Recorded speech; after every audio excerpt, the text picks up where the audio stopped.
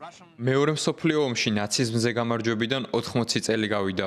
ამ დღეს ევრაზიის კონტინენტისთვის და მთელი მსოფლიოსთვის სიმბოლური მნიშვნელობა აქვს. მიუხედავად ამისა, გამარჯვების დღეს ქვეყნების სხვადასხვა დროს აღნიშნავენ. ევროპაში ეს თარიღი ძირითადად 8 მაისია. ყოველწლიურად გამარჯვების დღის აღსანიშნავად ევროპული სახელმწიფოები ფერად სამხედრო აღლუმებს ატარებენ. დიდი ბრიტანეთის დედაქალაქ ლონდონის ქუჩებში ბუკინგემის სასახლის მიმდებარედ ჯერ კიდევ 6 მაისს ბრიტანულმა სამხედროებმა მარში მოაწყვეს. ცერემონიას ათასობით ადამიანი ესწრებოდა. ქალაქის ცენტრში მსახიობმა ტიმოთი სპოლმა წაიკითხა გამარჯვების სიტყვა, რომელიც 1945 წლის 8 მაისს უინსტონ ჩერჩილმა გამარჯვების შემდეგ მოსახლეობის წინაშე წარმოთქვა. ბუკინგემის სასახლის აივნიდან მოსახლეობას მიესალმნენ დიდი ბრიტანეთის მეფე ჩარლზ მესამე და სამეფო ოჯახის სხვა წევრები. ნიდერლანდებში 5 მაისს გათავისუფლების დღე აღნიშნეს. ნაცისტების განდევნაში მათ პოლონეთის ჯარებიც დაეხმარნენ, რის გამოც ცერემონიას პოლონეთის პრემიერ-მინისტრი დონალდ ტუსკიც ესწრებოდა. მეორე მსოფლიო ომის ვეტერანები ქუჩაში მოსახლეობის ტაშისყვრისა და ოვაციების ფონზე აღლუმს შეუერთდნენ. შეკრებილებმა ორწუთიანი დუმილით ომში დაღუპულებს პატივი მიაგეს.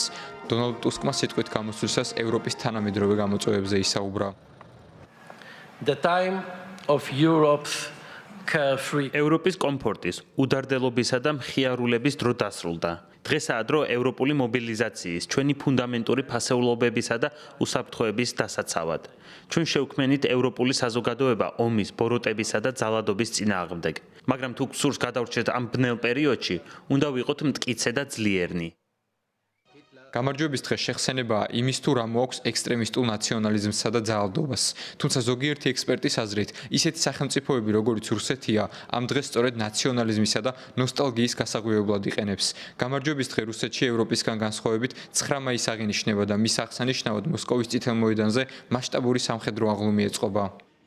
Mainland celebrations are crucially important for the nation. გამარჯვების დღე მე-20 საუკუნეში საბჭოთა კავშირის მთავარი მიღწევა, რომელიც მუდამ აღინიშნებოდა. თუმცა ვლადიმერ პუტინმა 9 მაისის ზეიმი აქცია სამოქალაქო რელიგიად, რომელიც აღვივებს პატრიოტიზმს, ნაციონალიზმს, ნოსტალგიას და ამართებს როგორც მის რეპრესიულ რეჟიმს, ისე რუსეთის ექსპანსიონისტურ საგარეო პოლიტიკას მეზობელი ქვეყნების მიმართ.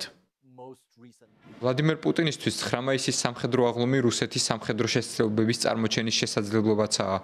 თავდაპირველად აღლუმს მსოფლიო ლიდერებიც ესწრებოდნენ. 2005 წელს მას დაესწრო ამერიკის შეერთებული შტატების პრეზიდენტი ჯორჯ ბუში, 2010 წელს გერმანიის კანცლერი ანგელა მერკელი. თუმცა 2014 წელს რუსეთის მიერ ყირიმის ანექსიისა და 2022 წელს უკრაინაში სრულმასშტაბიანი ომის დაწყების შემდეგ ევროპელმა ლიდერებმა მოსკოვში ჩასვლა შეწყვიტეს.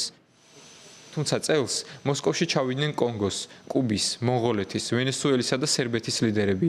იქამდე სერბეთის პრეზიდენტის ალექსანდრ ვუჩიჩის თვითმფრინავს ბაქოში დაშვება მოუწია, რადგან უკრაინის სამხედრო ოპერაციის გამო რუსეთის საჰაერო სივრცე დროებით დახურული იყო. 9 მაისის აღლუმს უნდა დასწრებოდა აზერბაიჯანის პრეზიდენტი ილჰამ ალიევიც, თუმცა მან ვიზიტი გააუქმა იმ მიზეზით, რომ მამის ჰეიდარ ალიევისადმი მიძღვნილ ღონისძიებას უნდა დასწრებოდა. ამ ქვეყნების გარდა მოსკოვში ჩაფრინდა ჩინეთის პრეზიდენტი სი ძინპინი, რომელსაც რუსეთის პრეზიდენტმა ვლადიმერ პუტინმა მთავარი სტუმარი უწოდა. სი ძინპინი მოსკოვში 4 დღიანი ვიზიტით იმყოფება.